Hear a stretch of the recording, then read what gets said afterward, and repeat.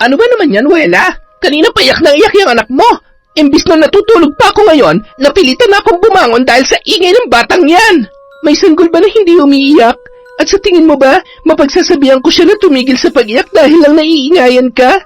Ikaw ang may sapat na kakayahang mag-isip kumpara sa inyong dalawa. Kaya ikaw ang mag-adjust. Takpan mo yung tenga mo, o kaya naman umalis ka na lang dito para hindi ka may storbo. Wala ka pa rin talagang pinagbago, ano? Mayabang ka pa rin ngayon kahit ikaw na mismo nagdala ng malaking kahiyan sa tatay mo. Paano kasi? Wala ka nang pinipili. Kung kanin-kanino ka na lang nagpapagalaw, tapos hindi ka naman pala handang maging isang ina, sarili mong anak hindi mo mapatahan. Bakit ikaw? Ano bang alam mo hindi ka pa nga nagkakaanak? Ay, mali pala. Hindi ka pala talaga magkakaanak dahil baog ka. Kung mabuting tao ka lang sana, baka kinomfort pa kita eh. Pero sa itim ng budhi mo, baka parusa yan sa'yo. Baka maging kawawa lang ang magiging anak mo dahil ganyang klase ng tao magiging nanay niya kung sakali. O kaya naman, baka bulok na talaga yung matris mo. Aba, sumusobra ka na ha? Masyado na matalim yung dila mo. Isang beses mo pa akong insultuhin, hindi ako magdadalawang isip na patulan ka. Wow naman, hindi ka pa pala pumapatol sa lagay na yan? Pati nga bata na walang kamuwang-muwang, pinag-iinitan mo dahil lang naistorbong pagtulog mo. Wag mo na nga akong gawing tanga. Sa laki ng bahay na to, kahit maghapong umiyak ang anak ko, hindi maabala ang pagtulog mo. Gusto mo lang talagang idamay ang anak ko dahil wala ka na maibato sa akin. Hindi ko na kailangan maghanap ng maibabato sa'yo dahil ikaw na mismo ang nagpahamak sa sarili mo. Okay, sabihin na natin naging pabaya ako. Hindi ako nag-ingat at disgrasyada ako. Pero hindi pa rin nun mababago ang katotohanan na sa ating dalawa, ikaw ang sampi dito. Mas may karapatan pa nga na tumira dito ang anak ko kaysa sa'yo eh. Kaya please lang Amanda, turuan mo yung sarili mo kung paano tubuan ng kahihiyan. Taon 2013. Lumaki si Wela sa poder ng kanyang amang si Randy na isang lisensyadong doktor. Ni minsan, hindi niya naranasang mamroblema sa pera dahil suportado siya ng ama pagdating sa pinansyal. Nabibili niya lahat ng gusto niya at malaya rin siyang gawin ang lahat ng kanyang matipuhan. Hindi siya pinakikialaman ng kanyang tatay. Ang mahalaga lamang sa lalaki ay ang maibigay ang mga pangangailangan niya. Ngunit kahit minsan, hindi niya naramdaman ang presensya ng pagmamahal ng isang magulang sa katauhan ni Randy. Ang tanging alam niya lamang ay may nagbibigay ng pera sa kanya. Dahil sa kakulangan ng paggabay mula sa sariling ama ay natuto siyang bumarkada at gumawa ng kung ano-anong kalokohan. 19 anyos pa lamang ay ilang lalaki na ang dumaan sa kanyang buhay. Lahat ng yon naging parte ng kanyang karanasan. Wala siyang pinipili. Ang tanging mahalaga na lamang sa kanya ay hindi siya nabubuntis nung panahon na yon. Ang tawag sa kanya ng ilan sa mga nakakakilala sa kanya ay babaeng para sa lahat dahil hindi siya marunong tumanggi sa mga lalaki na lumalapit sa kanya. Kaya naman, yun din ang dahilan kung bakit wala siyang tumatagal na relasyon. Lahat ng nakakasama niya ay gusto lamang ng aliw, kaya kahit palagi niyang nakukuha ang atensyon ng karamihan, hindi pa rin niya magawang maging masaya dahil walang tunay na nagmamahal sa kanya. Patuloy niya yung ginawa sa loob ng maraming taon dahil wala namang pumipigil sa kanya na gawin yon. Batid niya na hindi siya kayang kontrolin ng sariling ama na hindi niya alam kung anak nga ba talaga ang turing sa kanya. Saan ka galing? Kinabi ka na? Pa, hindi mo lang alam pero ganito talaga normal na oras ng uwi ko dito sa bahay. Hindi naman kita pakikialaman kung anong oras mo gustong umuwi. Basta siguraduhin mo na uuwi ka ng buo at humihinga pa. Masyado na ako maraming ginagawa para asikasuhin pa ang burol mo kapag may nangyari masama sa'yo. Kumalma ka nga pa. Hindi ako mamamatay sa ginagawa ko, no? Baka nga mauna ka pa eh. Mas matanda ka kaya sa akin tapos inuubo-ubo ka na. Hoy, hindi magandang biro yan ha? Hindi rin naman magandang sinabi mo kanina tungkol sa burol ko, diba? Ganito na lang ba tayo mag-ama? Bihira na nga tayo magkasama, ganito pa tayo mag-usap. Kayo naman na nagsimula, diba? Ay, sige na, magpahinga ka na. Nakakadagdag pa ng pagod ang pakikipagtalo sa'yo. Buti naman naisip niyo yan. Ay, siya nga pala. May isasama ako rito bukas. Dito na siya titira. Ikaw ang bahala. Wala akong pakialam kung may iba ka nang pupuntahan o kung aalis ka ng bahay, pero bukas ng gabi, umuwi ka ng maaga dahil kasama ko na siya pag-uwi. Okay, sabi mo eh. Hindi na kinontra pa ni Wela ang sinabi ng ama dahil tiyak na pagtatalunan lamang nila yon. Ilang beses na sila nagtalo at nagkasumbatan, ngunit nananatili pa rin sila magkasama sa bahay dahil ayaw ni Randy na may masabi ang kanyang mga kamag-anak. Kilala kasi ang pamilya ng tatay niya bilang kagalang-galang at nirerespeto sa kanilang lugar. Pare-pareho ring propesyonal ang mga tiyuhin at tiyahin niya, kaya maganda rin ang naging trabaho ng kanyang tatay. Mula nang maiwan siya kay Randy ay halos hindi na sila magkita sa bahay. Bukod sa hectic na schedule ng ama ay marami pa yung ibang lakad at madalas ay sa hotel na natutulog. Hindi na lamang niya yon inuusisa dahil batid niya na wala rin siyang mapapala. Kinabukasan, isinama na ni Randy ang bagong karelasyon na si Amanda. Kahit ayaw pang umuwi noon ni Wela ay napilitan siyang sumaglit sa bahay para lamang humarap sa kanyang magiging madrasta. Bahagya pa siyang nakainom nang dumating sa bahay kaya hindi siya kaagad nagpakita sa kanyang ama. Buti naman nakauwi ka. Siya nga palang tita Amanda mo. Mula ngayon dito na siya titira. Siya na madalas mo makakasama dito kapag wala ako. Ganun ba? Eddie, nice to meet you, Tita Amanda. Nakainom ka ba? Oo, bakit? May problema ka ba sa pag-inom ko? Ay nako, wag mo na lang siyang pakialaman sa pag-inom niya o sa kung anong ginagawa ni Wela. Sanay na ako sa kanya. Ganyan na talaga ang batang yan noon pa. Seryoso ka ba, Han? Hindi na siya bata. Kung hindi siya madidisiplina ngayon, ano na lang ang mangyayari sa buhay niya? 25 na siya, hindi ba? Wow, ganap na ganap ka naman dyan sa atake mo, tita. Hindi kita magulang, ha? Kaya tigil-tigilan mo ako. Kung sarili ko ngang ama, hindi ako pinakikialaman tapos ikaw bago-bago lang dito. Akala mo kung sino ka na may karapatan para pagsalitaan ako ng ganyan. Tingnan ko lang kung kakayanin mo ako. Kung maldita ka, pues, wala ka pa sa kalingkingan ko. Ano, mag-aaway na lang ba kayong dalawa? Kung ayaw niya magkagulo rito, sabihan mo yung kinakasama niyo pa, para alam niya kung anong lugar niya sa pamamahay na to. Tama na yan. Pwede naman kayo magsama rito na hindi pinakikialaman ng isa't isa.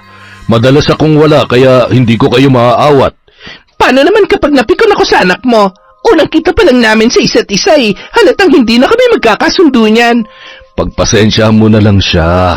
Kung ako nga na magulang niya, walang magawa, ikaw pa kaya. Kaya pabayaan mo na lang siya sa gusto niyang gawin para wala kayong pag-awayan. Narinig mo yon? Kaya kung gusto mo ng tahimik na buhay, huwag mo akong pakikialaman. Bagamat hindi nagustuhan ang sinabi ni Wela, ay hindi na lamang sumagot si Amanda. Nangako siya sa sarili na gagawin ang lahat para magustuhan siya ni Randy at iingatang makagawa ng anumang pag-aawayan nila.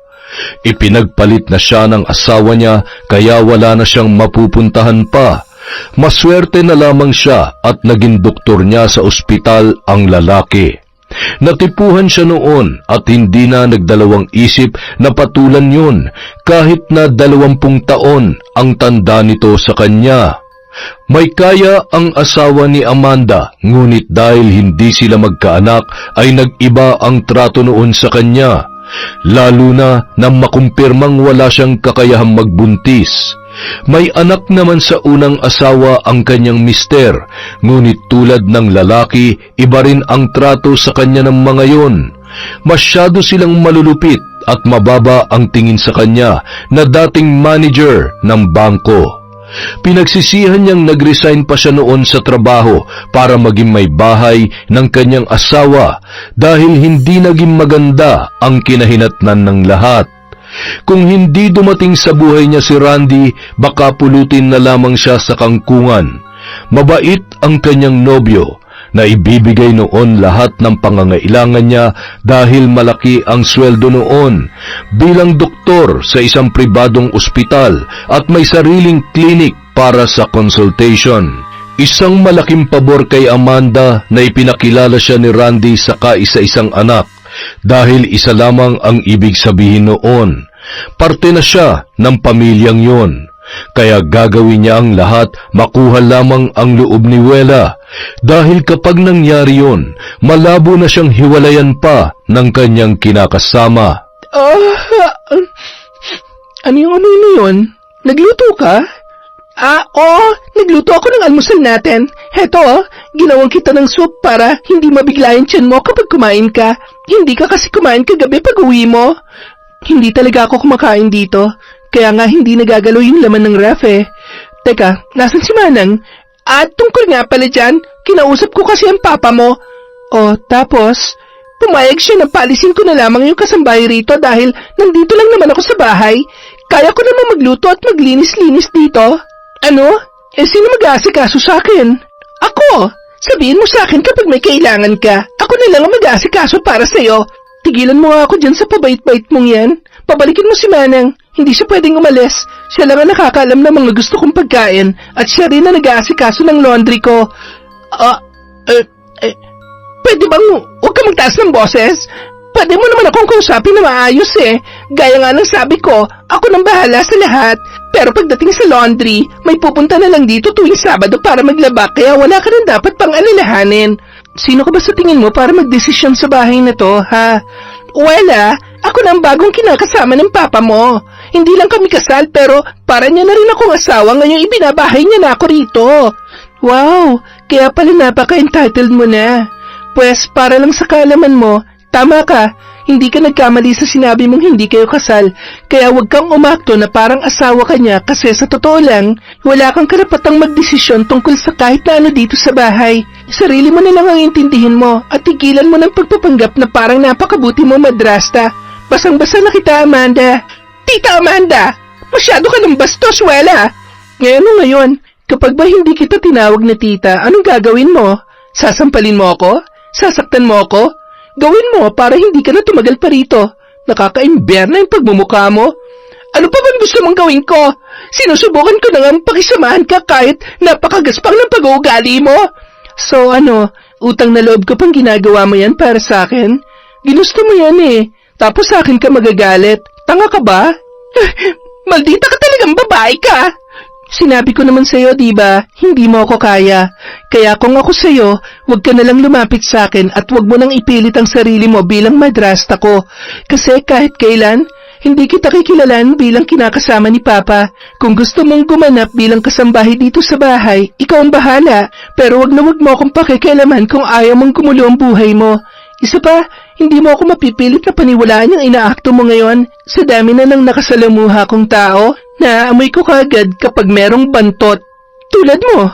Halos magwala sa galit ang madrasta ni Wela dahil sa mga binitiwan niyang salita. Unang kita pa lamang niya kay Amanda ay duda na siya na hindi sila magkakasundo. Hindi naman siya kontra sa ideyang magkaroon ng karelasyon ang kanyang ama, ngunit hindi rin siya mapipilit kung hindi niya gusto ang sinumang ipapakilala sa kanya. Sa kasamaang palad, nagkasama pa sila ng babaeng yon sa iisang bubong, kaya batid niya na marami pa silang hindi mapagkakasunduan. Dahil sa pagtira ni Amanda sa kanilang bahay, lalo lamang siyang hindi nagtatagal kapag umuwi. Palagi siyang nasa galaan, inuman o di kaya naman ay nasa motel. Madalas siyang nakikipagkita sa mga nakaka-text niya. Walang pagkakataon na hindi siya nakikipagtalik sa mga yon at imbis na ikahiya ay ipinagmamalaki niya pa sa mga kaibigan. Totoo ba? Dinala ka ng gwapo mong boylet sa bahay niya? Grabe, ibang level ka na talaga, ha? Parang masyado nang mahaba yung buhok mo sa lagay mong yan. Mahaba talaga, pati yung ano niya. Ang swerte mo naman. Sa susunod, tawagan mo ako para makasali ako, ha? Hoy, sinabi ko lang na pogi yung nakasama ko. Nakalimot ka na kagad sa kasunduan natin, ha? Bawal tayo magsama sa kalandian, di ba? Ihahanap na lamang kita ng pogi para hindi ka na magluway dyan. Kaya kong ihanap ang sarili ko, no? Maghintay ka lang. Baka sa susunod, magulat ka na lang sa ikukwento ko sa'yo. Taray, ayaw pakabog? Ay, oo nga pala. Nagpahatid ka ba sa huling nakahukap mo? Bakit ko naman gagawin yon? Wala sa rulebook ko magpahatid sa mga nakakahukap ko. Isang gabi lang ang binibigay ko sa kanila. Pagkatapos nun, pwede na sila maglaho dito sa mundo kahit forever pa. Paano kung ma-inlove ka sa isa sa kanila? Asa ka naman mangyayari yun? Hindi ako makikipagrelasyon sa mga katulad ko, no? Gusto ko yung lalaking magpapatino sa akin. Kapag nahanap ko na siya, promise, magbabagong buhay na ako. Sus, kapag nangyari yun, baka kasing luwang na ng ponytail ko yung anis mo. Sa dami na ba na nakagalaw sa'yo eh? Wow, makapagsalita ka dyan parang napakabuti mong babae. Kung karanasan lang din naman ang pag-uusapan, pang-coach ng level mo. Buti alam mo, kaya matuto ka magbigay pugay sa tunay na reyna ng maluluwang. Pero alam mo, naisip ko lang, paano kung hindi ka nagpalit ng SIM card at nagkakausap pa rin kayo ng boylet mo? May pag-asa pa ba siya? Wala, dahil hanggang getting to know stage lang naman ang kaya kong ibigay para sa mga tulad niya. Parang ang kinikilabutan na ako kapag may sumubok na manligaw sa akin eh. Ayaw mo lang talaga ng commitment kaya ka ganyan. Nako ha, kapag ikaw talagang inugat na dyan sa kakaiwas mo magka-boyfriend, bahala ka. Sino bang hindi kaya mabuhay ng walang boyfriend ha? Ang importante lang ngayon, hindi ako nabubuntis at higit sa lahat, wala akong sakit. Kung ayaw mo magka-boyfriend, hindi na rin ako magtataka na ayaw mo magkaanak. Sa klase ng buhay na meron ka, sure ako, magiging pabaya kang ina. Makapanghusga naman. Totoo naman na ayaw ko pa magkaanak. Hindi pa ako handa sa ganong responsibilidad. Kita mo naman diba, wala na akong trabaho. Umaasa lang ako sa perang binibigay sa akin ng tatay ko. Kung wala nga siya, baka nabaliw na ako eh. Yun naman pala eh.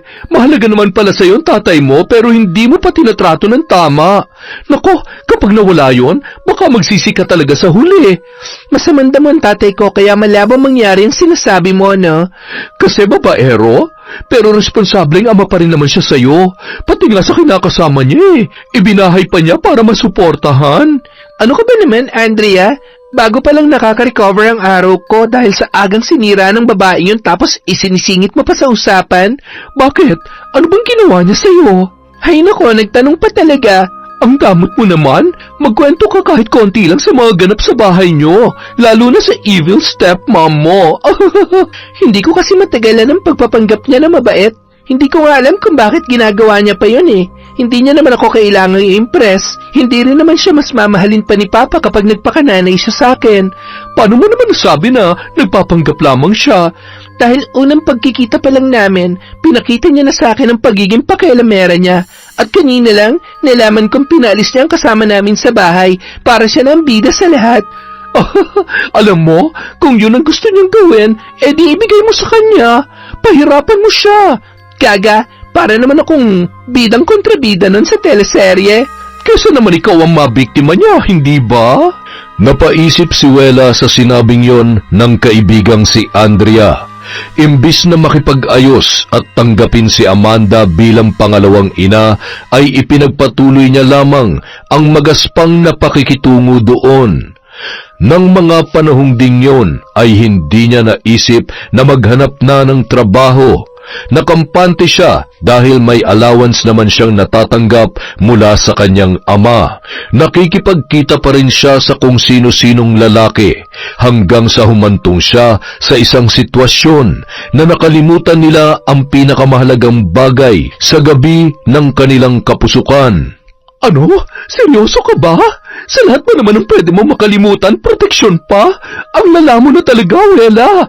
Pag ikaw ang nabuntis, tapos ang maliligayang araw mo. Alam ko, kaya nga problemado ako ngayon eh. Hindi ko alam kung anong gagawin ko, Andrea. Hindi ako pwede mabuntis.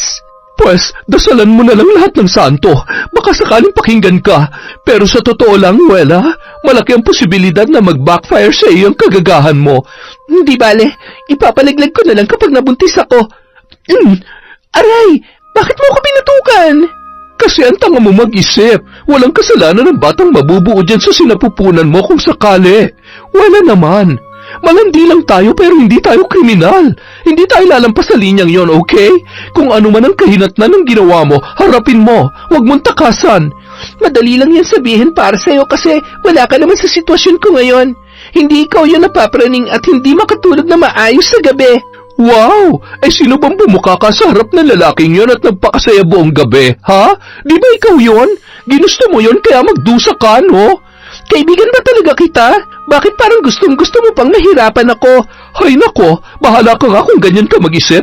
Basta ang sakin lang, kahit pariwara tayo, maharot, malandi, o kung ano pang tawag sa atin ng ibang tao, ang may pagmamalaki lang natin, yung malinis nating konsensya, bestie. Kaya makinig ka mabuti sa akin, okay? Kung ano man ang mangyari, sabihan mo ko. Hindi naman kita iiwan sa ere. Tutulungan kita, basta wag mo lamang ipapalaglag ang bata, ha? Pasensya ka na. Hindi na naman ako makapag-isip na matino kapag ganitong kinakabahan ako. Iniisip ko rin kasi ang sasabihin ng tatay ko eh. Lalo na nung madrasta kong pakialamera. Siguradong kapag nabuntis ako, gagamitin niya yun para magalit sa akin si Papa. At alam mo namang ayaw ko mangyari yun. Huwag mo na kasi masyadong isipin yan. Hindi pa nga nangyayari nagkakaganyan ka na. Ang mahalaga lang, maging handa ka. Dahil sa pangamba, hindi na muna nakikipagkita si Wela sa mga bago niyang nakikilala. Nakikipag-text na lamang siya sa mga yon pero hindi siya pumapayag na makipagkita. Ngunit kahit anong dasal ni Wela ay nangyari pa rin ang kanyang kinatatakutan. Nang mga sumunod na linggo, doon na siya nakaranas ng mga sintomas ng pagbubuntis. Hindi pa siya nagpatingin sa doktor nung una sa takot na makumpirma yun. Ngunit dahil sa pamimilit sa kanya ni Andrea, napilitan na siyang mag-pregnancy test na lamang muna. Iniiwasan kasi niyang may ibang makaalam bukod sa kanyang kaibigan. Sa pagkadismaya ng dalaga, positibo ang naging resulta ng test. Kumpirmado nang may nabuo sa isang gabi niyang pagpapabaya. Itinago niya kina Amanda at Randy ang tungkol doon. Dahil palagi naman siyang wala sa bahay, hindi naging mahirap sa kanya na gawin yon. Ngunit imbis na pumunta sa mga madalas niyang pinupuntahan, nakikitira muna siya sa maliit na apartment ni Andrea nang unti-unti nang lumalaki ang kanyang tiyan. Nagawa niya yung itago sa kanyang ama sa loob ng ilang buwan. Ngunit nang dumating na siya sa puntong manganganak na sa ospital, ay napilitan na si Andrea na tumawag kay Randy dahil nagkaroon din ng emergency ang kaibigan niya nung araw na yon. Ano to anak? Magugulatan na lang ba tayo sa mga nangyayari? Hindi porket bihira na tayo magkita at magkasama sa bahay, ililihim mo na rin sa akin ang kalagayan mo. Paano kung may nangyari masama sa'yo? Paano kita matutulungan? Buti na lang tinawagan ako ni Andrea. Kung hindi, hindi ko pa malalaman na manganganak ka na pala. Sorry po pa. Hindi ko kasi alam kung paano sasabihin sa inyo na buntis ako eh. Na naging pabaya ako. Kahit ano pang dahilan ng pagkabuntis mo, wala na tayong magagawa. Nandyan na yan eh. Ang isipin mo na lang ang magiging kaligtasan ng anak mo. Huwag mo nang alalahanin ng gastos. Ako nang bahala ron. Salamat pa. Akala ko talaga magagalit ka kapag nalaman mo ang tungkol dito eh. Hindi rin naman ako matinong ama para husgahan ka. May pagkakamali ka, pero hindi naman ibig sabihin nun, pababayaan na lamang kita. Ikaw lang ang kaisa-isang anak na meron ako, kaya hindi ko pwedeng gawin yon. Kaya paglabas mo rito sa ospital, bumalik ka na sa bahay. Hayaan mong tulungan ka ni Amanda sa pag-aalaga ng anak mo, ha? Ayoko sa kanya pa. Hindi ko kailangan ng tulong niya para sa anak ko. Alam kong wala pa akong karanasan sa pagiging ina pero gagawin kong lahat para maalagaan siya na maayos at hindi ko yun iaasa sa ibang tao. Anak naman, hindi na ibang tao si Amanda. Nagsasama na kami. Hindi mo naman siya kailangang ituring bilang nanay mo dahil alam kong hindi mo kaya. Pero baka naman pwedeng hindi na kayo mag-away. Magkasundo kayo dahil kayo naman ang madalas na magkakasama sa bahay. Sorry pa, pero hindi ko magagawa ang sinasabi niyo. Buti sana kung totoong kabutihan pinapakita niyo sa akin, pero amoy na amoy ko na ang baho niya nung una pa lang eh. Hindi ko nga maintindihan kung bakit siya pang nagustuhan ninyo. Kailangan niya ng tulong ko, kaya ako siya pinatira sa bahay. Hindi niyo siya mahal? Hindi naman siya... Kung hindi niyo siya mahal at naawa lang kayo sa kanya, paalisin niyo na lang siya doon pa. Mas tahimik ang mundo ko kung wala siya. Subukan mo lang, anak. Kahit mga ilang buwan lang, kapag hindi talaga kayo nagkasundo, pagbibigyan kita sa hinihiling mo sa akin. Ano, ayos ba yon? Ay, ano pa nga bang magagawa ko? Basta, tumupad ka sa pangako mo sa akin pa. Aasahan ko yon. Oo naman. Tsaka alam mo naman na mas importante ka kaysa sa ibang tao. Kaya kung meron man akong mas papanigan sa inyo, ikaw pa rin yon. Pero anak, kung wala naman siyang ginagawa masama sa iyo, hindi pwedeng palagi kitang kukonsintihin sa ginagawa mo. Kailangan baguhin mo na ngayon ang nakasanayan mo, kahit paunti-unti lamang. Hindi para kay Amanda, kundi para sa akin. Ha? Susubukan ko, pero hindi ko maipapangako na magbabago talaga ako ng tuluyan. Nang makalabas ng ospital ay bumalik na si Wela sa bahay ng kanyang ama. Gulat na gulat si Amanda nang malaman ang tungkol sa kanyang pagbubuntis. Inusisa siya ng babae kung paano yun nangyari at nag-alok pa ng tulong sa kanya pero hindi niya yung pinagtuunan ng pansin.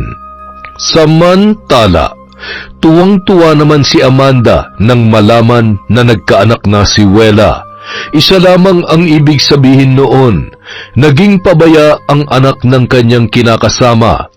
Oras na muli siyang itrato na parang kasambahay lamang doon ay gagamitin niya ang pagkakamaling yun ng dalaga para sirain sa sarili niyang ama. Kailan lamang nang matuklasan ni Amanda ang pambababae ng kanyang kinakasama. Noon pa siya naghihinala kay Randy, ngunit dahil sa kabutihan ng lalaki ay pinapalampas niya na lamang yon. Pero nitong mga nakaraang araw, bihira na lamang umuwi ng bahay si Randy. Nang pakialaman niya ang cellphone noon, doon niya nakumpirma na hindi lang isa ang babaeng kinikita ng lalaki. Umuuwi lamang yon ng bahay kapag naisipan. Buong akala niya ay nakahanap na siya ng lalaking tunay na magmamahal sa kanya, pero mali pala siya ng inaakala.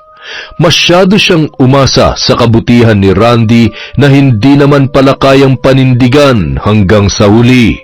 Ngunit imbis na kumprontahin ni Amanda ang kinakasama, ginawa niya ang isang bagay na matagal niya nang tinalikuran, ang pakikipagkita sa ibang lalaki.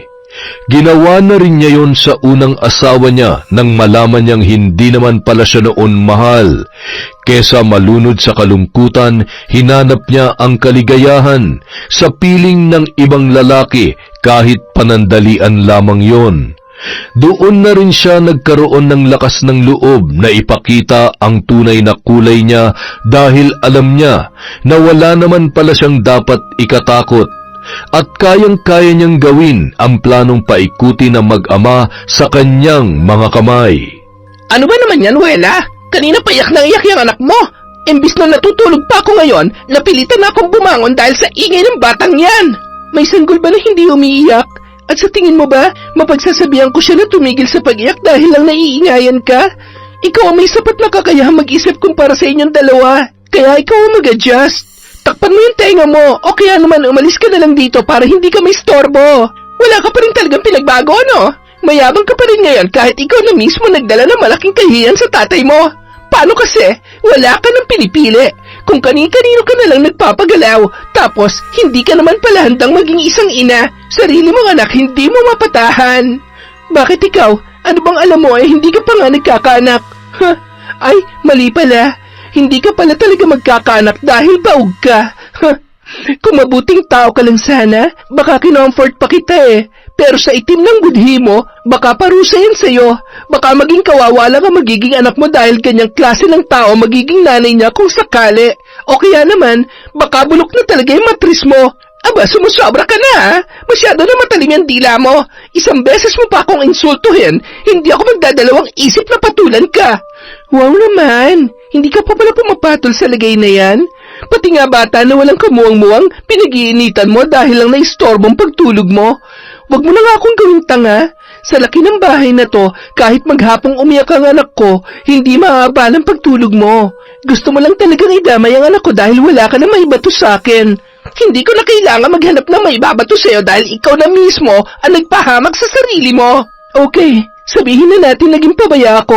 Hindi ako nag-ingat at disgrasyada ako. Pero hindi pa rin nun mababago ang katotohanan na sa ating dalawa, ikaw ang sampi dito. Mas may karapatan pa nga na tumira dito ang anak ko kaysa sa iyo eh. Kaya please lang Amanda, turuan mo yung sarili mo kung paano tubuan ng kahihiyan. Bakit ako mahihiya? Mahal ako ng tatay mo at hindi niya ako dadalhin dito kung wala siyang balak na pakasalan ako. Delulo ka naman masyado. Pinatira ka lang dito, masyado ka na agad umasa. Hoy, kung meron man sa ating dalawa na mas nakakakilala kay Papa, ako yon. At sigurado ako na hindi ka niya pakakasalan. Baka nga ngayon pa lang, umay na sa iyo yun eh. Malay natin, baka tumitikim na pala siya ng iba. Tapos ikaw, pang no choice ka lang. Madidiligan ka lang kung kailan siya uuwi dito sa bahay. Tumahimik ka! Sa susunod na bastusin mo pa ako ng ganyan, ako na mismo magsasabi sa tatay mo na tigilan ng pagbibigay ng alawan sa'yo. Kaya tanda-tanda mo na, umaasa ka pa rin sa kanya. Matuto kang magbalat ng buto. Pues sabihin mo rin yan sa sarili mo. Wala ka rin naman trabaho, di ba? Sa madaling salita, pareho lang tayong palamunin dito. Ang pinagkaiba lang natin, anak ako. Legit na anak. Ikaw, sabit ka lang. Ni hindi mo nga siya madiktahan eh, kasi hindi siya makikinig sa'yo.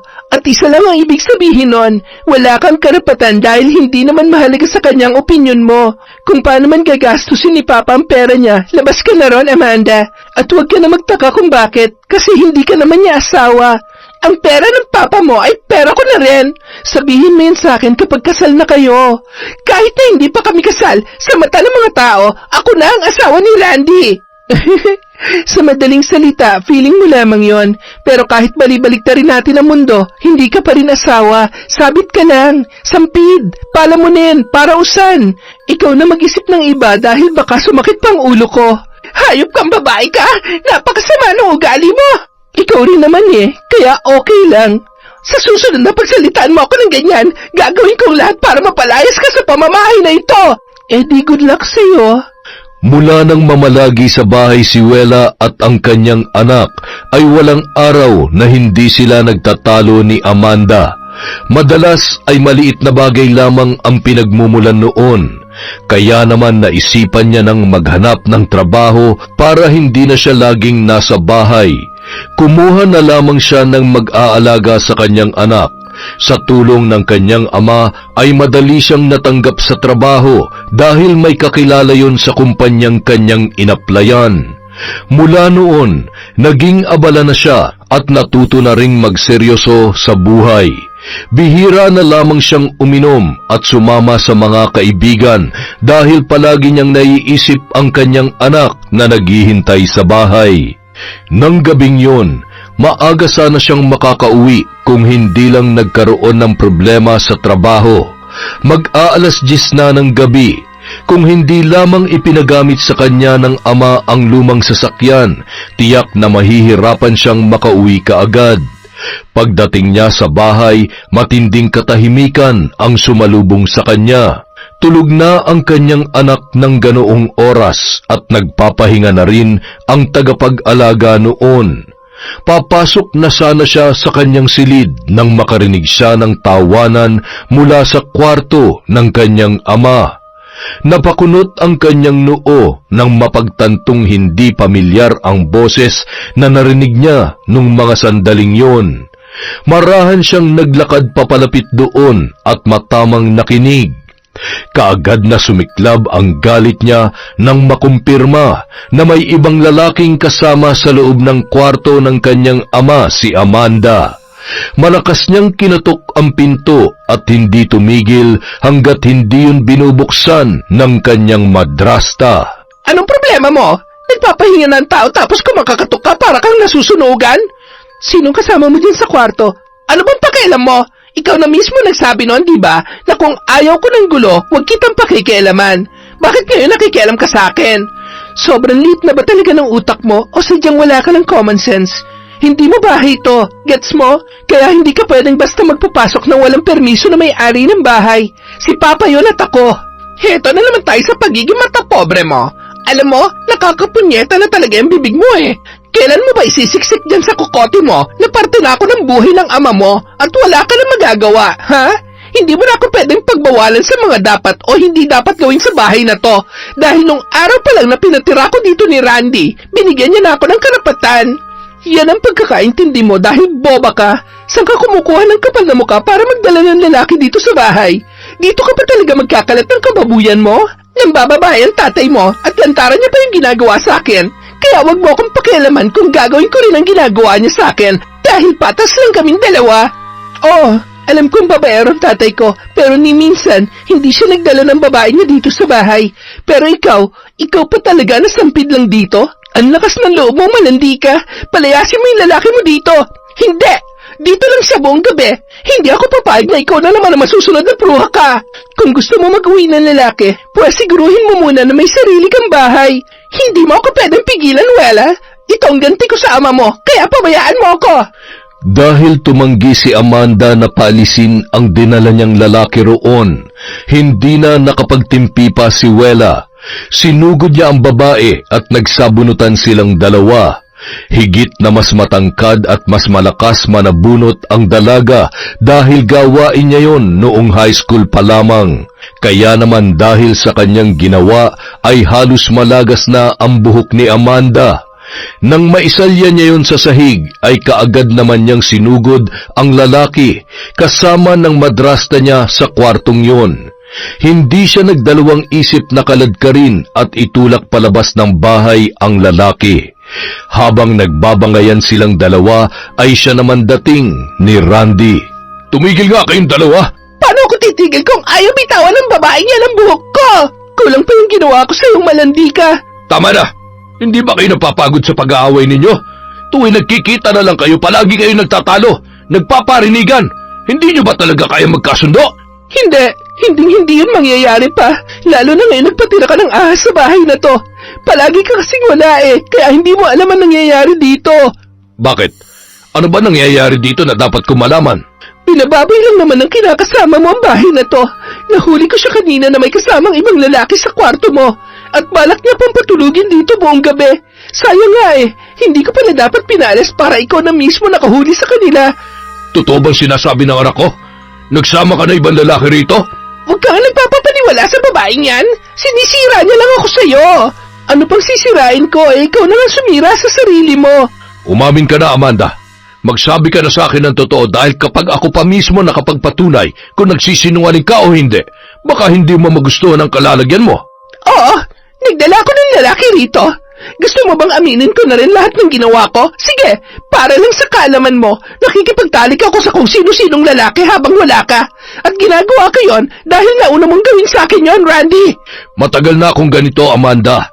At sinabi ko rin sa inyo ng mga kalokohan ko magmula nung maghiwalay kami ng asawa ko. Ganun na lang ba yon? Ha? Paano ako? Bakit tinala mo pa ako rito kung hindi mo naman pala ako paninindigan? Huwag na natin itong palakihin pa. Basta tigilan mo ng pagdadala ng lalaki dito sa bahay dahil ibibigay ko na to sa anak ko at sa apo ko. Ano? At saan ako titira? Pwede ka pa rin naman tumira dito. Basta pakisamahan mo lang na maayos si Wela para hindi na kayo magkaroon pa ng problema. Imposible yung gusto mo mangyari at hindi ako papayag na aalis pa ako dito. Pagkasabi noon, nagmamadaling pumasok sa kwarto si Amanda.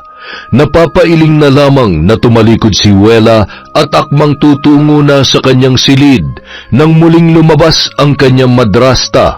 Tila tinakasan siya ng sariling dugo at nanlamig ang buong katawan nang makita si Amanda na hawak ang isang patalim.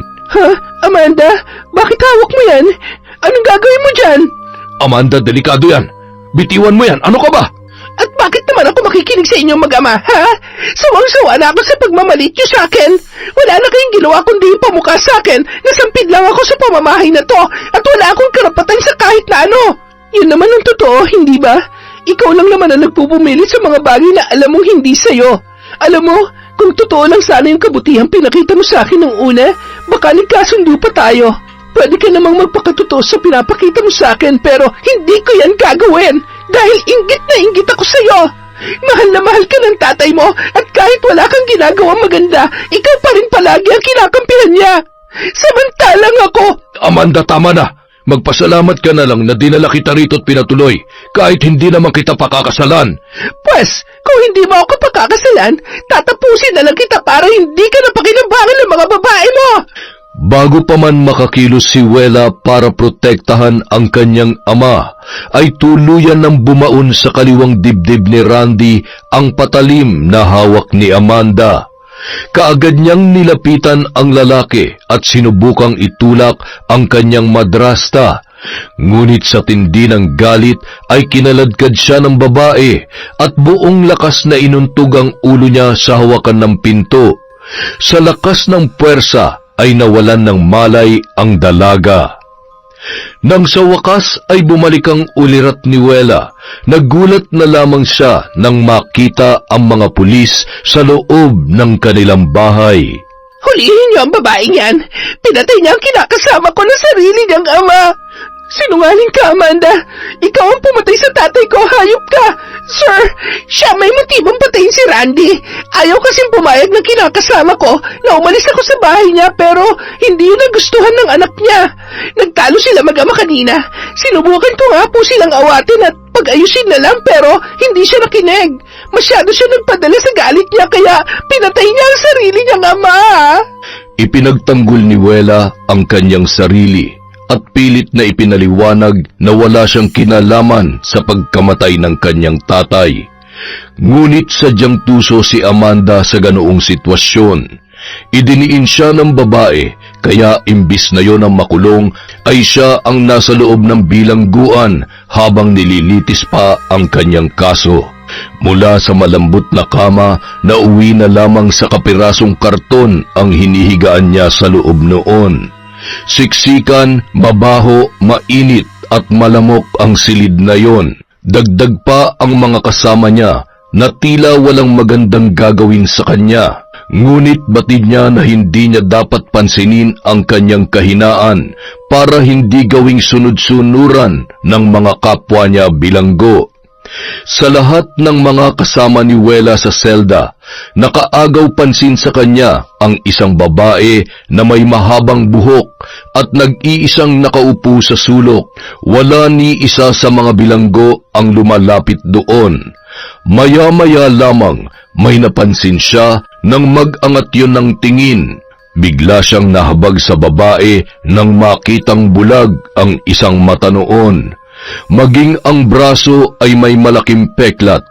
Sa palagay niya ay nasunog yon dahil halos makita na ang buto sa parting yon at nangungulubot na rin ang naiwang peklat sa buong braso.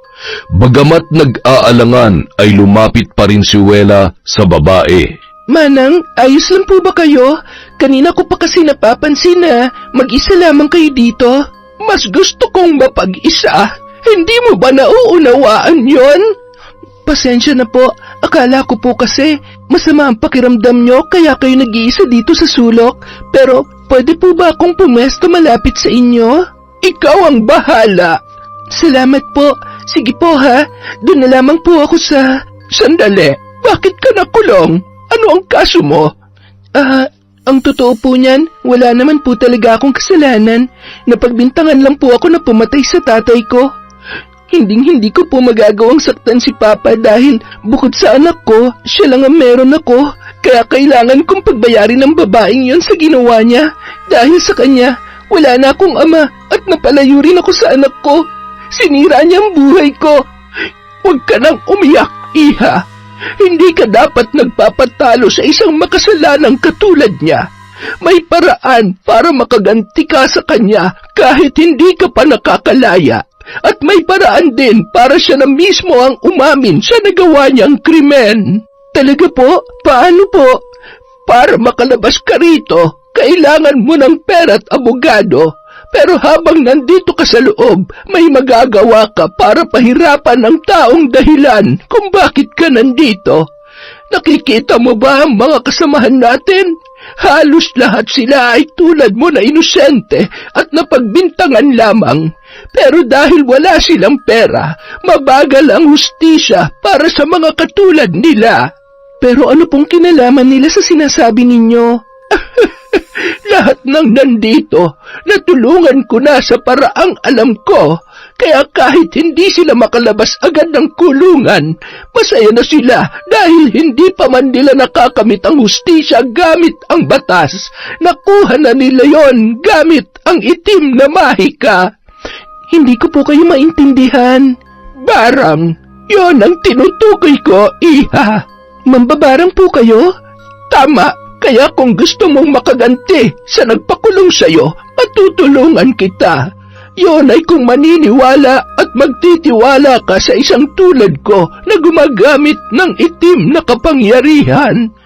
Pasensya na po kayo pero hindi po kasi ako naniniwala sa mga barang-barang na yan. Bakit hindi mo subukan? Wala namang mawawala kung susubukan mong maniwala kahit isang beses lamang. Kapag walang nangyari, mapapatunayan mong tama ang iyong pinaniniwalaan. Pero paano niyo po yun gagawin? Hindi ako ang gagawa nun, iha. Ikaw mismo. Manang naman eh. Yung maniwala nga po sa barang 50-50 na ako, yun pa kayang ako mismong gagawa. Malabo po ang sinasabi ninyo. Mukhang marami ka pang kailangang matutunan. Heto, hawakan mo ang librong ito. Buksan mo at subukang basahin ang nilalaman niyan. Sinunod ni Wela ang sinabi sa kanya ni Liway, ngunit nang buklatin niya ang libro at makita ang mga pahina, wala siyang maunawaan sa mga nakasulat doon. Hindi ko naman po naiintindihan ang mga nakasulat dito. Niloloko niyo naman po yata ako, manang eh. Ganyan din sila noong una. Hindi pa nila maunawaan ang kahit anong salita mula sa libro. Yun ay dahil hindi pa buo ang loob nilang matutunan ang mga nakasaad sa bawat pahina.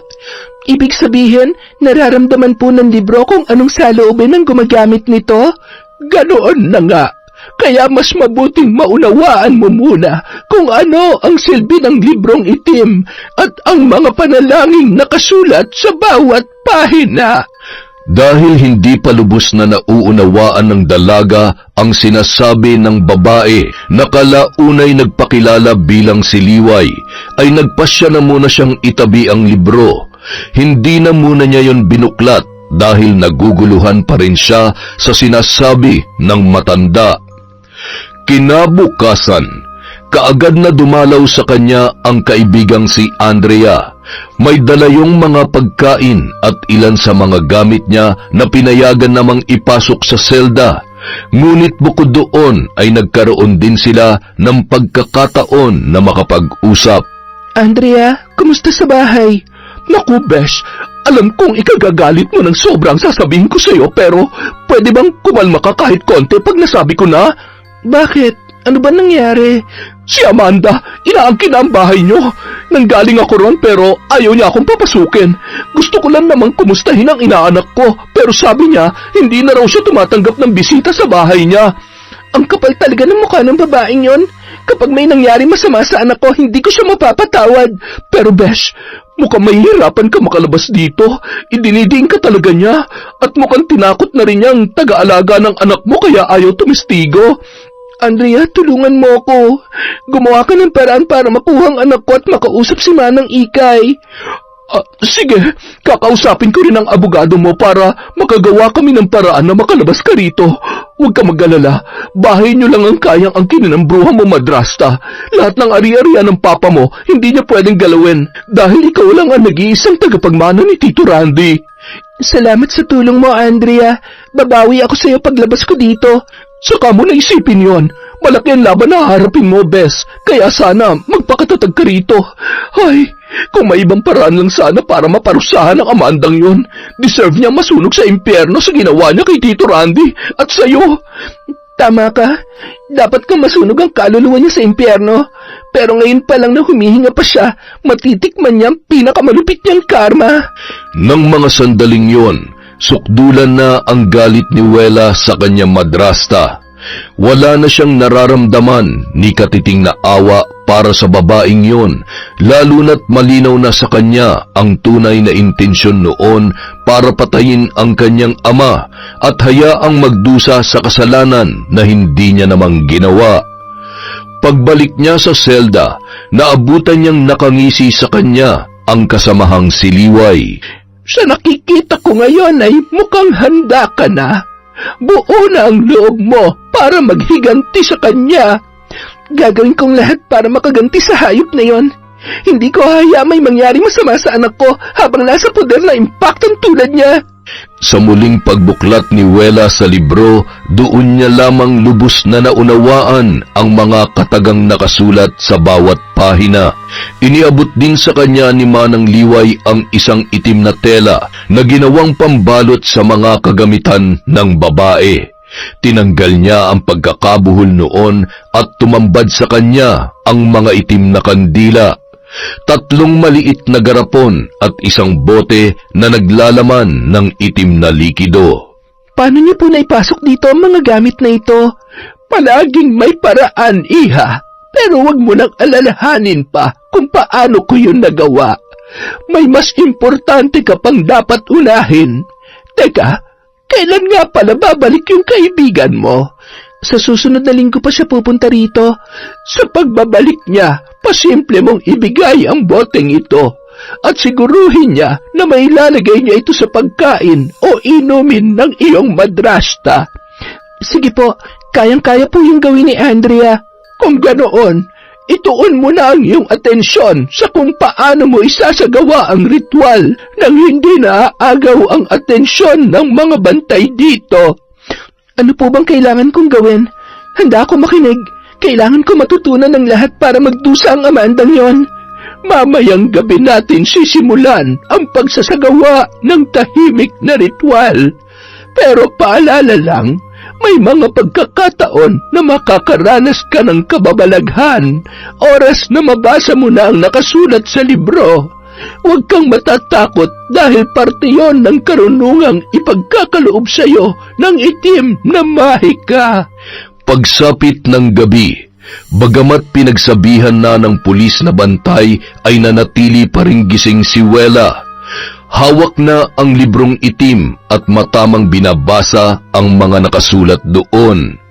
Paulit-ulit niyang binibigkas ng pabulong ang mga kataga habang binubuo sa isip niya ang nais niyang kahinatnan ni Amanda.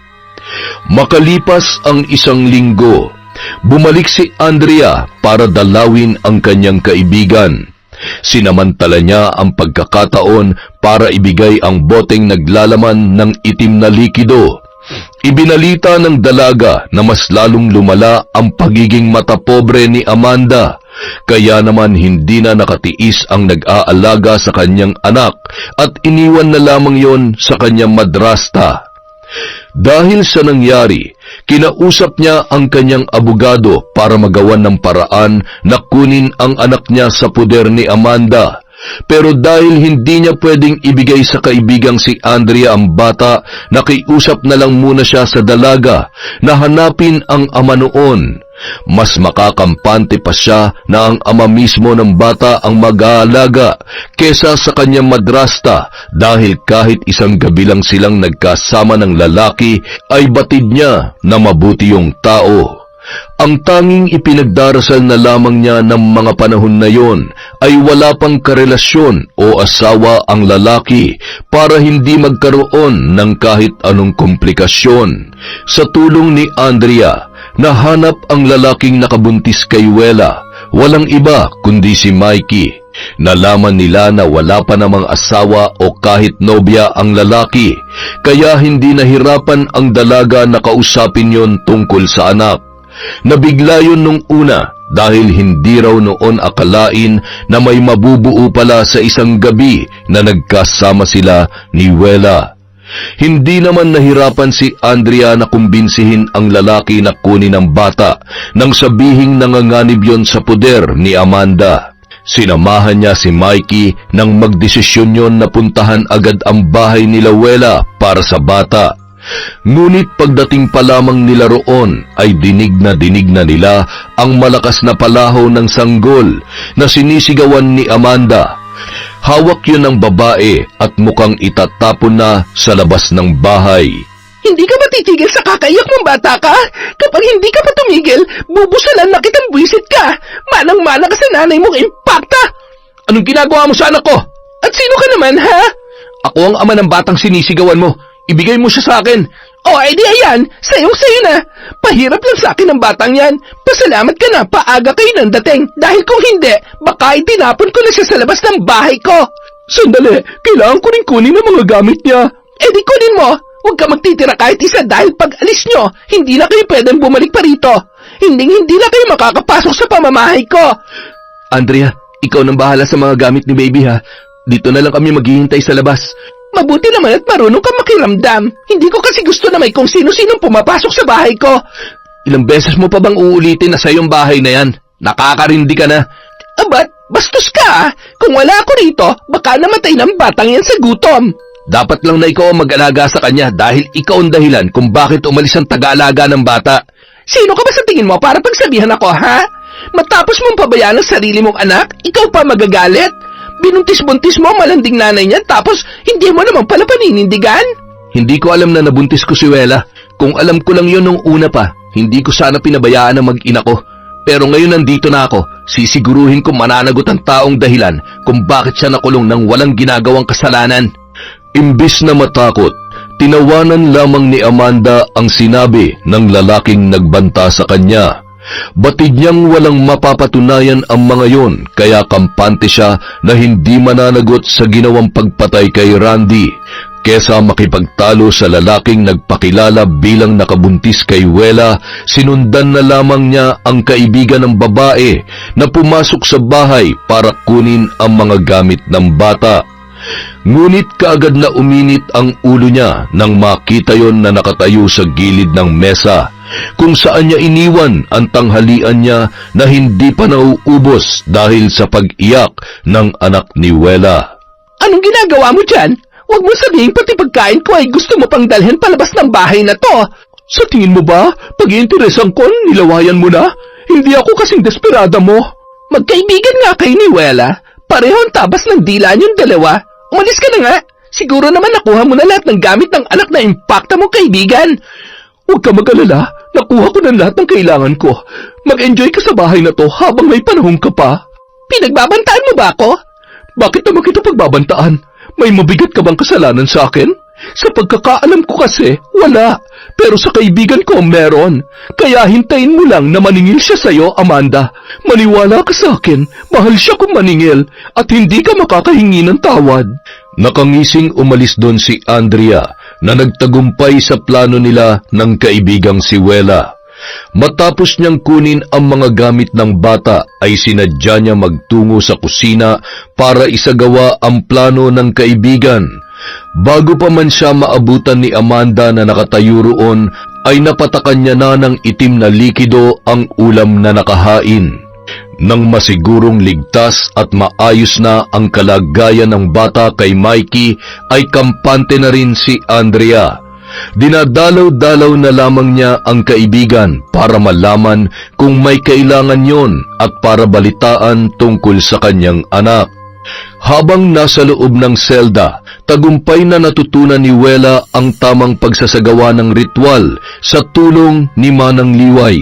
Ginamit niya ang librong itim para maisagawa ang kanyang paghihiganti. Kinabukasan, muli na namang nag-uwi ng lalaki sa bahay si Amanda gamit ang kotse ni Randy. Araw-araw ay iba-ibang lalaki ang nakakasama niya roon. Batid niyang pinagtitinginan at pinag-uusapan na siya ng mga kapitbahay, ngunit hindi niya yon pinagtutuunan ng pansin dahil mas mahalaga sa kanya ang tinatamasang kalayaan. Ngunit kahit uhaw siya sa atensyon ng mga lalaki, may isa sa mga yon ang nagpatibok ng kanyang puso. Si Noel, tinanggap ng lalaki ng buong buo ang kanyang pagkatao. Hindi nandiri sa kanya kahit alam noon na sumasama siya sa kahit na sino. Kaya naman naisip niyang doon na patirahin sa bahay ang lalaki para tuluyan na silang magsama. Kumusta? Nagustuhan mo ba dito, mahal? Oo naman, hindi ko nga akalain na malaki talaga ang bahay mo. Pero nagtataka lang ako, mag-isa ka lang naman dito pero bakit apat ang kwarto? Para kasi sa mga bisita yung iba. Ganoon ba? Pero yung closet, bakit may mga damit na panlalaki? Ikaw bang bumibili ng mga yon? Oo, namili ako para sa'yo. Pinaghandaan ko ang paglipat mo rito Kaya nga sabi ko, di ba, huwag ka na magdala ng maraming damit dahil may hinanda na ako para sa'yo. Tsaka, kailangan mo pa ba talaga magdamit? Lagi naman tayo magkatabi dito sa kama Hindi ka lalamigin dahil sa akin. Hindi talaga. Kaya hindi na ako aalis dito sa tabi mo, mahal. Dito na lamang ako. Kahit marami ako naging lalaki? Oo naman. Nasabi mo na sa akin yan Pero alam mo kung ano mas masaya? Anong iniisip mo? Ikaw, ako, at ang mga lalaki mo, magsasama-sama tayo dito. Ikaw talaga napakapilyo mo. Pero gusto ko yan nasa isip mo kaya sige, gawin natin yan minsan. Ngunit bago pa man tuluyang babuyin ni Amanda ang naiwang bahay ni Randy, unti-unti nang tumalab sa babae ang sumpa mula sa pambabarang ni Wela. Gabi-gabing ipinagpapatuloy ng dalaga ang ritual tuwing tulog na ang mga kasama sa selda at tapos ng rumonda ang bantay. Pagsapit ng hating gabi, napabalikwas si Amanda nang sumigid ang matinding kirot sa kanyang mga binti. Ngunit nang hawakan niya yon, mas lalo niyang naramdaman ang sakit. Sumunod naman ang kanyang mga braso, ngunit kabaliktaran yon nang nangyari sa magkabilang binti niya. Wala siyang maramdaman ng mga sandaling yon. Tila namanhid na ang mga braso niya sa hindi malamang dahilan. Tinapik-tapik niya ang katabing si Noel, ngunit malalim na ang tulog ng lalaki. Madilim ang buong silid dahil pinatay nila ang ilaw matapos ang ilang oras na pagpapakasaya sa piling ng kanyang nobyo. Gustuhin man niyang buksan ang ilaw ay hindi niya magawa dahil sa nararamdamang sakit. Ilang sandali pa, napalingon siya sa may bintana nang makarinig ng kakaibang ingay mula roon. Napasinghap siya at tila tinakasan ng dugo ang muka nang tumambad sa kanya ang anino ng isang babae na nakatayo sa labas. Nakabukas ang bintana kaya malinaw niyang nakikita ang imaheng yon. Kinilabutan siya nang hindi man lamang yung gumalaw mula sa kinatatayuan. Ha? Sino ka? Anong ginagawa mo dyan? Ngunit wala siyang narinig na sagot. Umihip ang malamig na hangin, dahilan para lalo siyang kilabutan. Maya-maya lamang nakarinig siya ng mahihinang pagbulong. Hinanap niya kung saan yun nagmumula, ngunit bago niya makita, paglingon niya sa may bintana, wala na ang nakatayong babae. Hindi na nagawa pang makatulog ni Amanda dahil sa pagkirot ng kanyang mga binti. Ngunit nang tuluyan ng kumalat ang liwanag, napasigaw siya nang makita ang itsura ng mga yon. Bukod sa matinding pamamaga ay tinubuan na rin yon ng malalaking butlig na animoy naglalaman ng nana. Sinubukan niyang hawakan ng isa, ngunit napahiyaw na lamang siya sa sakit ng pumutok yon at kumalat ang nana sa kanyang balat. Mahapdi at parang pinapaso ang kanyang mga binti ng mga sandaling yon. Nang sulyapan niya ang kanyang braso, nanlaki ang kanyang mga mata nang makita ang itim at mahabang bagay na gumagapang sa loob mismo ng kanyang balat. Dala ng matinding takot ay napatili na lamang ang babae. Ano ba nangyayari? Bakit ka sumisigaw? Tingnan mo kung ano nangyari sa akin! Ha? Ano yan? Bakit may gumagapang sa braso mo? Hindi ko alam. Tulungan mo ako, Noel. Ay, teka lang. Bakit pati ang mga binti mo? Butlig ba yan? Bakit may nana? Hindi ko alam kung bakit nagkaganito ako bigla Kagabi naman wala pa ang mga to. May nakain ka bang bawal kagabi? Wala! Hindi nga tayo naghapunan, di ba? Hindi na nga ako nakatulog kagabi dahil ang sakit-sakit ng mga binti ko. Tapos ngayon, maliwanag na. Saka ko lang napansin ang mga butlig na yan. Nakapagtataka naman kung bakit bigla ka nalang tinubuan ng mga yan. Hindi kaya may sakit ka talaga? Baka hindi mo lang sinabi sa akin dahil ayaw mong pandirihan kita. Wala akong sakit, okay? Hindi mo ako kailangan pandirihan. Pero anong gagawin natin dyan? Gusto mo bang dalhin na kita sa ospital? Hindi! Ayoko makita ko ng mga chismoso dyan sa labas na ganitong itsura ko! Nang lalo pang dumami ang mga butlig, pinilit na ni Noel si Amanda na magpatingin sa doktor. Tuwing dumidilim ay mas lalong sumasakit ang mga yon, kaya mas lalo lamang siyang nahihirapan. Nangangati ang buong braso niya dahil sa tila bulating gumagapang sa ilalim ng kanyang balat.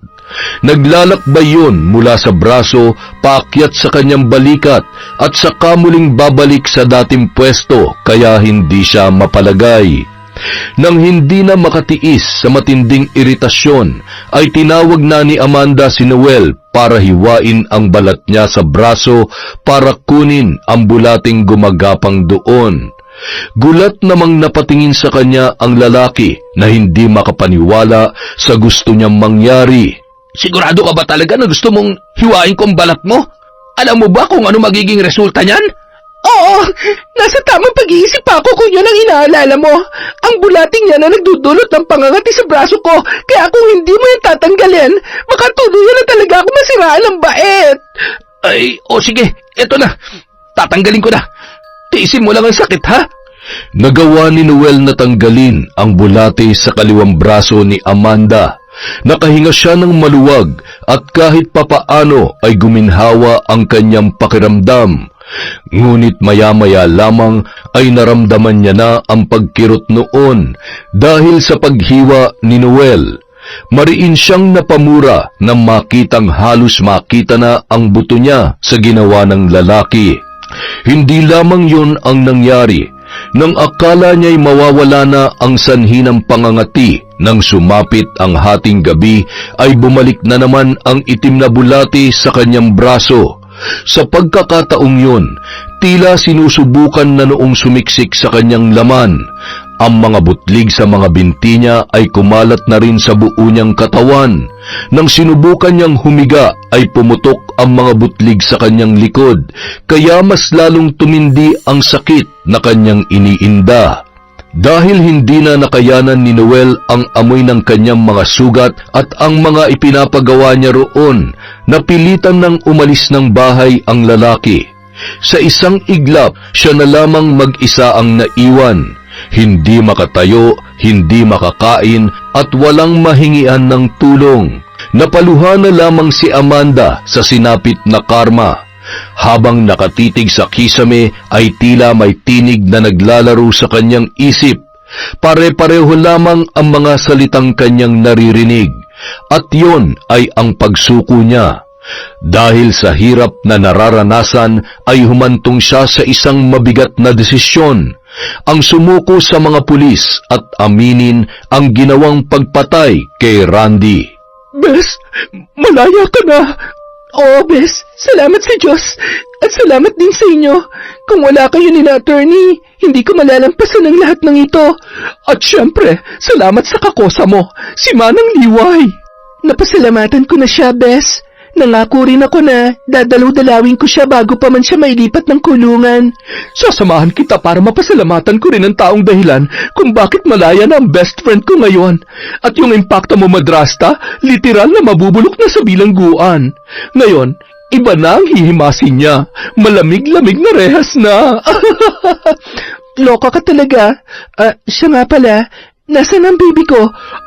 Nasa asawa mo. Ha? Asawa talaga? Nandun sila sa loob ng kotse. Hindi ko na pinalabas para ma-surprise ka. Sus, ang dami mong alam, ha? Bakit? Hindi ka pa excited na makita ang dalawang baby ng buhay mo? Ay nako, ang corny mo. Hoy, ayusin mo na yung buhay mo, ha? Malaya ka na. Buti na lang napatunayang inosente ka sa pagkamatay ng airpot mo. Pero sana, gamitin mo ng pagkakataong ito para lumagay na sa maayos na buhay. Tama ng pagpapadilig ng pechay sa kung sino-sinong lalaki, ha? Ako na mismo magrereto sa'yo kay Mikey. Ang hat naman pala na nakabuntis sa'yo eh. At in fairness ha, marunong mag-alaga ng bata. Talaga? Pero totoo ba talagang wala pa siyang asawa?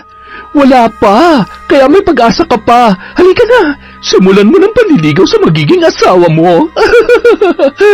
Yun pa lamang ang unang beses na muling nakipagkita si Wela sa lalaking nakahukap niya. Maayos naman siyang hinarap ni Mikey.